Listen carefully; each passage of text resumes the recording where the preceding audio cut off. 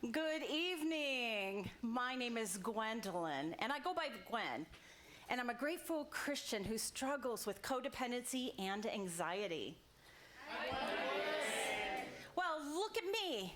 I'm Miss America. Yes, this was my childhood dream. My mom and I, we would sit in front of that TV every year to decide who was going to be Miss America. And of course, I had to get that crown out and put on my banner, and I had to practice that Miss America wave because this was my childhood dream. Now, I never became Miss America, but I was in the Miss Ohio pageant twice, and my life went a different direction. I was born in 1966. My mom was out plowing in a field, and I decided to come a little early. Well, back then they didn't know if they were going to have a boy or a girl, and my parents really wanted a boy. Well, I came out.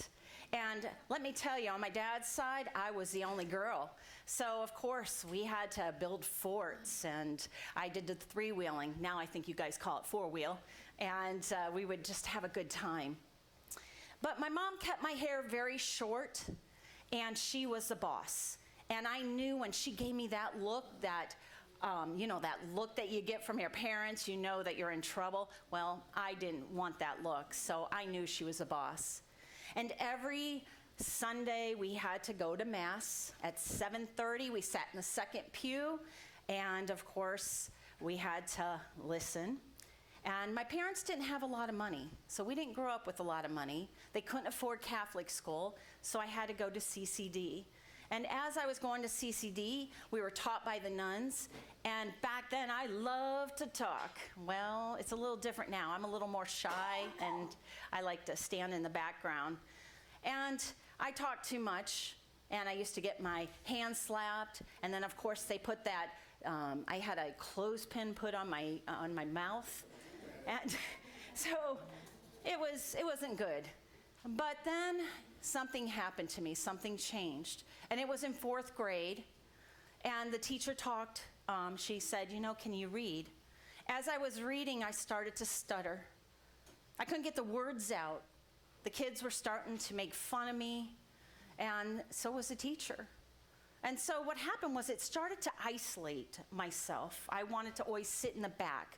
I didn't want to be called on. In fact, if you see me, most of the time I'm in the back and I got my head down because I don't want to be called upon. And so as I went through that year, I actually wanted to do baton twirling. And I started to take lessons. I could twirl 1, 2, 3 batons. I had over 1,000 trophies. I was Grand National Feature Twirler of the United States. I even went and tried out for the Georgia Bulldogs as a feature twirler. And my mom, of course, lived her life through me. She told me what to do. And she took me all over the state of Ohio. I was traveling all the time, and I had to practice 1 to 2 hours a day. When I was in middle and high school, I had to be in everything. I did oboe, I played flute, I was in volleyball, basketball, track, softball. I was a majorette, I was in plays, I was in musicals, I was in choir, you name it, I was in it. I was a performer. And what I realized is people started to like that, started to perform. It made people happy. It made my mom happy.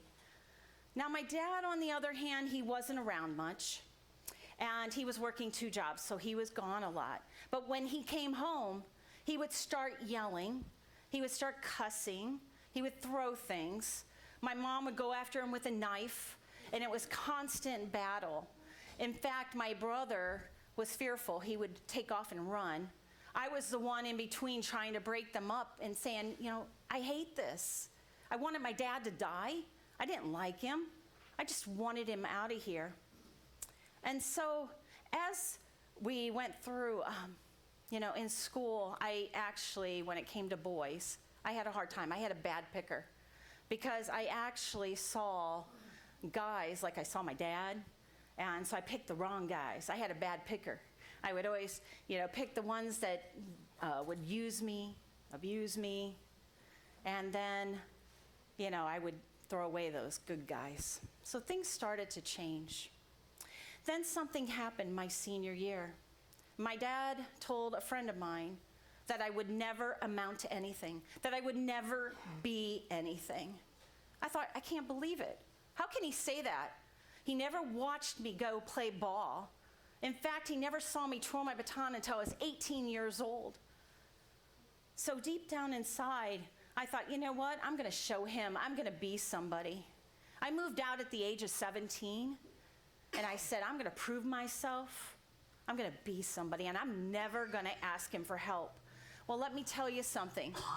That's where step 3 was very hard for me, because I saw my Heavenly Father like I saw my dad. And because I made that vow, I didn't want to ask God for help. I had a hard time giving my cares to God. And so that was a very hard step for me. But I finally took my rebellion to the next level.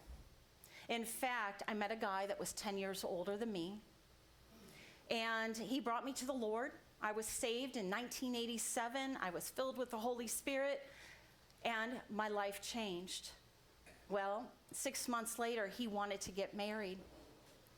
I didn't feel right about it. You know when you have that pit in your stomach? I was young, naive, but I had that pit in my stomach that something wasn't right, that I shouldn't do it. And what I did was, I told my mom. My mom said, well, you need not to get married. Because remember, she was living her life through me. She wanted me to be Miss America. And she said, I'm not going to come to your wedding if you get married. Well, I went and got married because he told me that God's opening this window right now and we need to get married. I ended up going on my honeymoon, coming back. I was 19 years old with a 10 and a 12-year-old. I was an instant mom. The 10-year-old didn't even know how to turn on and take a bath. And so I had to homeschool. He told me what to do, what to wear. He made me get rid of my AC/DC, my Queen, my rock and roll. I had to get rid of all those records. I had to read the Bible every day. I had to go to church 3-4 times. I started believing what he believed about me. He said I was ugly, that I was fat, that I would never amount to anything. So for 13 years, I lived with him, and I had a daughter. He ended up moving me about 1,200 miles from Ohio to Florida. I didn't know anybody. He isolated me even more. And what was happening was we ended up having 2 more children.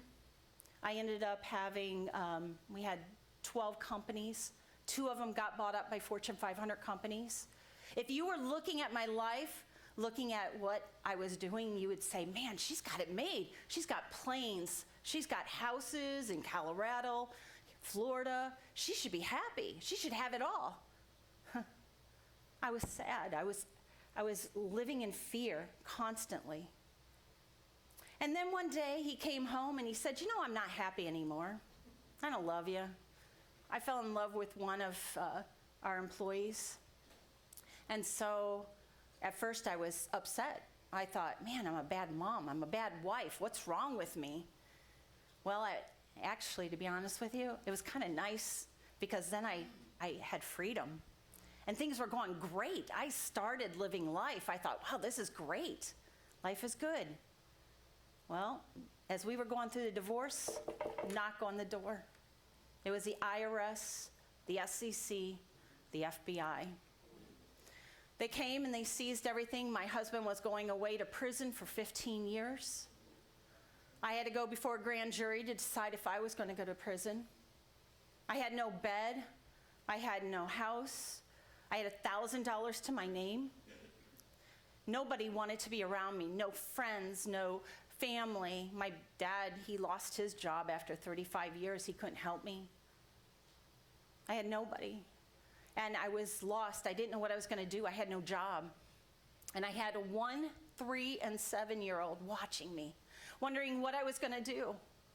My 7-year-old tried to commit suicide because her dad was going away to prison. My life was different. And as I was going through that, I knew that I couldn't give up. Believe me, I wanted to give up. I didn't want to live. But I knew these kids were watching me. I knew I had to do something. I couldn't give up. I had to give them strength. And I started working 3 jobs, getting back on my feet. I actually got on AOL, the dating app. And that's where I met my husband, Kip. Yes. Well, he had 3 girls. I had 3 girls. He didn't drink or smoke. At least that's what he said. And life was good. We got married in a year. Life was going good again. I was building my business. I was selling 200-300 homes a year. I was starting a real estate companies and taking on partners. And then I started thinking, I want to be the best. My ego, my pride, performance, remember? I'm performing. Well, I had this pit in my stomach again. I wanted to expand my business from 6 to 12 offices. But I had this pit in my stomach. Well, I didn't listen because my ego, pride, I took my eyes off God. And I started getting too big for my britches. Well, I took on this 12 companies, thought things were going good, everything was going good again. And then my husband started drinking O'Doul's. That led to beer, that led to women. When he had his first affair, I thought, let's get a boat. Because I'm thinking, I'm codependent. I got to figure out how to keep this man. And then I thought, I'm going to get him a Corvette the second time he had an affair. I thought, he'll change, he'll love me. Thought, what's wrong with me? Why? And then, I was trying to control it all. I was praying all the time. I was praying for 15 years that he would change. And then what happened was my mom died. Remember, I was performing for her. I was, hey, I was somebody. And when she died, something happened to me. Something I lost. I didn't know who I was anymore. Who was I? I was living for everybody else. I was doing everything for everybody else. And when she died, something changed. And then I was dealing with my youngest, who was 1 when her dad went to prison. She was now 15. Her dad gets out of prison and told her that he wanted nothing to do with her. That, so she felt rejected. So she tried to commit suicide. The school had her Baker acted. And so I was dealing with that. And then on top of that, I was dealing with my husband. And then what happened? The recession hit. I had 12 offices, and I couldn't keep afloat after 2 years. I again lost my house, my car, everything I owned again. I had nothing left. It was tough times. I didn't know. I knew I could start all over again, that I can get back up. And I hit my rock bottom finally. I was out running, and I said to God, you know what? I can't take anymore. God, I give it up to you right now because I can't take it anymore. I'm getting a divorce. I don't want anything to do with anybody. And as I said that, there was a fallen star that came across, and I knew right then that God was with me. I had finally given up. I have given up control. Step number 1, I'm powerless. I finally gave it up. And in step number 2, as you guys, for some of you that are working the steps, God has always been in my life, so that wasn't hard for me. And as I've been working on the steps, because I started seeing changes with Kip. I started seeing him come to CR. I started seeing him go to A. He was actually doing very well. I was starting to see a change, but I'm going to tell you something. Deep down, I thought, when's he going to go back out? When's it going to happen again? I had that fear, that doubt. And over the next couple years, he was doing awesome. I thought, you know what, I want something. So that's when I started working this program. I started working these steps. And for those of you that might be stuck on step number 4, writing it down, that was hard, wasn't it? when you're writing those steps down. But I'm telling you, it is so helpful when you start writing your hurts and your pains down. And it took me a long time to talk about what I had been through, the pain. But I'm telling you, my story has been able to help some women, which is what we want to do. And as I started working these steps and I got to step 5, talking about what we've done. Well, one time in CR, I heard of testimony. And I'm going to be raw with you guys. Is it okay if I be raw with you? Yeah. All right. I've only shared this one other time. But what happened was I heard this testimony. And see, I wasn't perfect, guys. I wasn't perfect at all. I ended up, after a couple of affairs from my husband, I said, I'm going to have an affair. And I saw it on a man. It happened only a couple times because God was dealing with me. He said, Gwen, it's not right. And I said, I don't know how your relationship is with God, but I like to argue with God. I said, God, it's not fair. It's not fair that these have an affair. It's not fair that my first husband had an affair. It's not fair what I dealt with. But God told me no. And so when I shared that with my sponsor, got that out, I had to, of course, you have that character defect. And then you have to make those amends. Well, that was hard because my husband was putting me on a pedestal. He thought I didn't do anything. He thought, she's good. Well, I wasn't. And when I made those amends, something changed in me. I saw that I am not perfect, and he saw, and it was just helped me to be able to grow even more. Now, I am not perfect, to be honest with you. I'm working these steps. In fact, I'm going through the steps again for the second time. And I work 10, 11, 12 every day. It just works for me. This program does work. But I want to tell you something. I want to share something.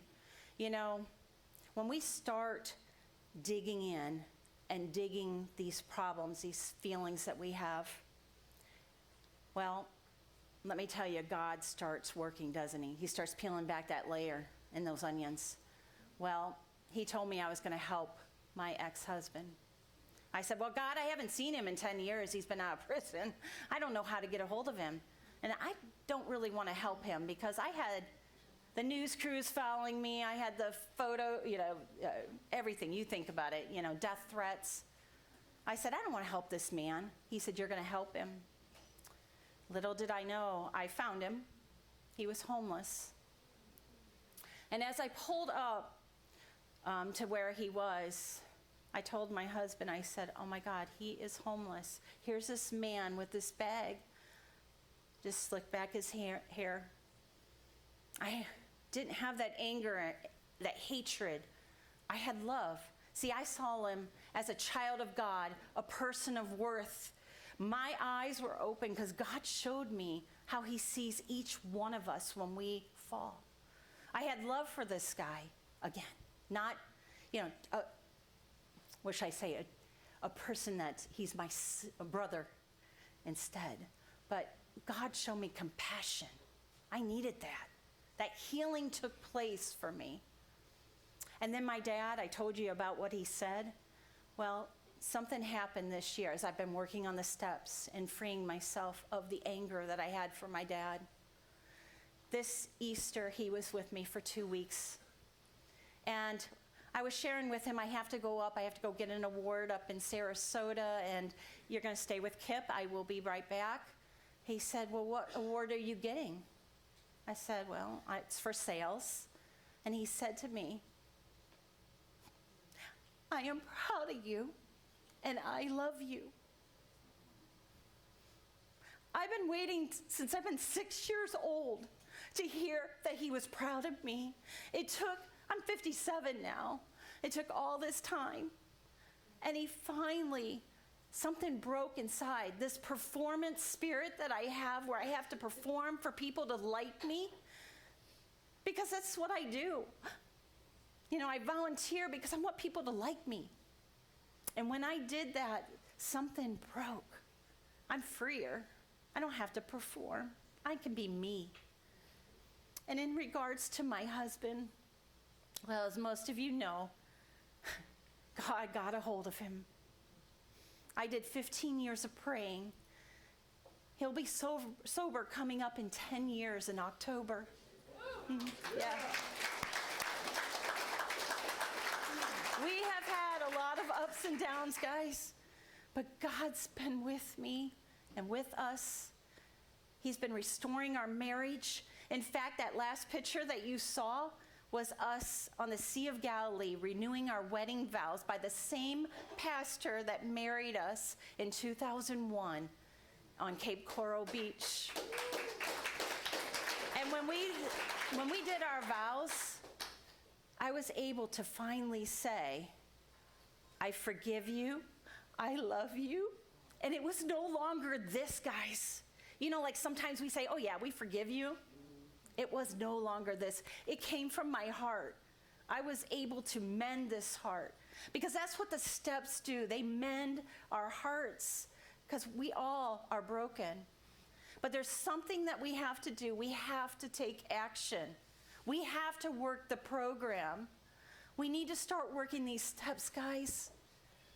We need to start believing in ourselves because I could have easily gave up when I went through what I did the first time. I could have easily said, you know what, I'm done. And I could have easily given up the second time when I lost everything I owned for the second time. Easily. But God is the God of restore. He's been walking with me and holding my hand, and he has restored relationships, including my children. And he can do it for you. If he can do it for me, he can do it for you. But you gotta take action. You gotta work the program. Thanks.